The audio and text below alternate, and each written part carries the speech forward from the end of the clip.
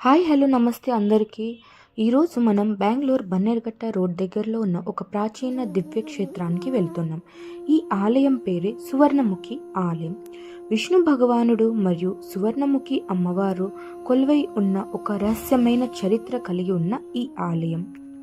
అయితే సువర్ణముఖి అనే పిలువబడే ఈ ఆలయం గురించి కొన్ని విషయాలు మరియు ఈ ప్రాంతాన్ని గురించి కొన్ని విషయాలు తెలుసుకుందాం రండి.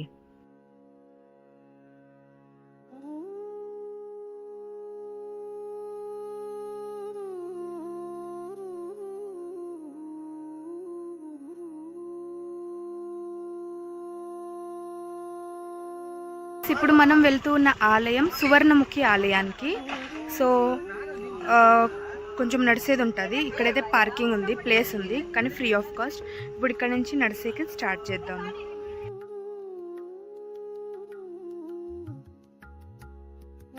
సో గైస్, ఇది కొంచెము ఫారెస్ట్ టైప్ ఉంది. సో ఫారెస్ట్ లోపల నుంచి వెళ్ళాల్సి ఉంటుంది. చూపిస్తాను చూడండి గైస్, రోడ్డు ఎంత కష్టంగా ఉందో. అర్ధ కిలోమీటర్ ఉందంటే ఇక్కడ నుంచి నడిచేకి. సో వెళ్తూ ఉన్నాము. Will see what happen. అయితే దానికి ముందు ఈ బన్నేరుఘట్ట ప్రాంతం గురించి కొన్ని డీటెయిల్గా ఇన్ఫర్మేషన్ ఇస్తాను. బన్నేరుఘట్ట మనకిప్పుడు ఫేమస్ జూగా తెలుస్తుంది, కానీ ప్రాచీన కాలంలోనే ఈ ప్రాంతం తపస్సులు, ఋషులు ఒక ఆధ్యాత్మిక స్థలంగా ఉపయోగించారు అని చెప్తారు. బన్నే అంటే దట్టమైన అడవి అని అర్థం, అలాగే గట్ట అంటే కొండ అని అర్థం. ఈ రెండు పదాలు కలిస్తే బన్నేరుఘట్ట అనే పేరు వచ్చింది. అయితే బన్నేరుఘట్ట ప్రాంతంలో చాలా గుహలు, రహస్యమైన పుష్కరిణి లాంటివి ఉన్నాయి. ఇక్కడ ఋషిముని తపశ్చర్యలు సాక్ష్యమే అని చెప్పవచ్చు. పురాణాల ప్రకారం ఈ వనంలో మహర్షి మాతంగ మరియు ఇంకో చాలా తపస్సులు శివ విష్ణు ఆరాధన మరియు ధ్యానం చేసేవారు. ఆ ఋషులు ధన్యంతోనే ప్రసన్నమైన దేవతలు ఈ ప్రాంతానికి దివ్యశక్తిని కలిగిస్తారని కూడా నమ్మకం. అలానే ఈ రహస్యమైన ఆలయం కూడా సాక్ష్యమే అని చెప్పొచ్చు. బన్నేరుఘట్ట దట్టమైన అడవి మధ్యలో ఉన్న ఈ ప్రాచీన క్షేత్రమే సువర్ణముఖి ఆలయం.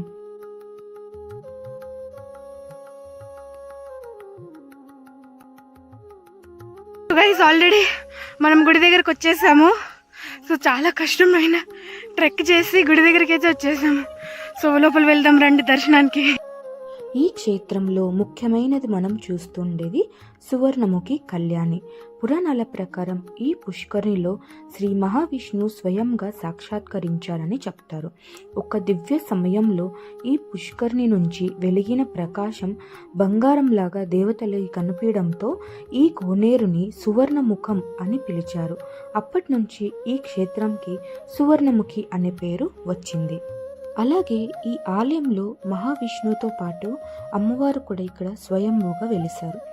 ఇది పురాణాల ప్రకారం మహిషాసుర సంహారం తర్వాత దేవి యొక్క తేజస్సు ఈ ప్రదేశంలో కలిసి సువర్ణముఖి రూపంలో పూజించబడిందని కూడా చెప్తారు. సువర్ణముఖి అమ్మవారిని బంగారు ముఖం కలిగిన తల్లి అని కూడా పిలుస్తారు. ఎందుకంటే ఈ అమ్మని దర్శనం చేస్తున్నప్పుడు దేవి రూపంలో ఒక దివ్య కాంతి బంగారంలాగా వెలుగుతుంది అని చెప్తారు.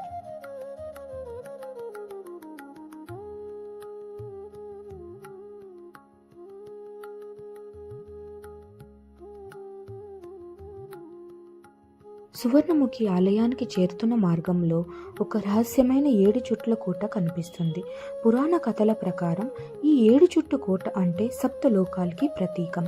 మొదటి చుట్టు ఒక లోకం, రెండవది చుట్టు ఇంకో లోకం. ఇలా 7 రౌండ్స్ తిరిగితే దేవుని సన్నిధానంకి చేరడానికి ఒక యాత్ర అని చెప్పబడింది.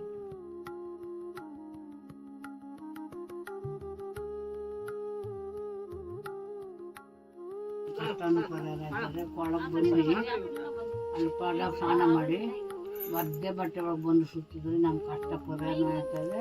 ನಾವೇನು ತಿಳ್ಕೊಂಡು ಅದು ಆಯ್ತದೆ.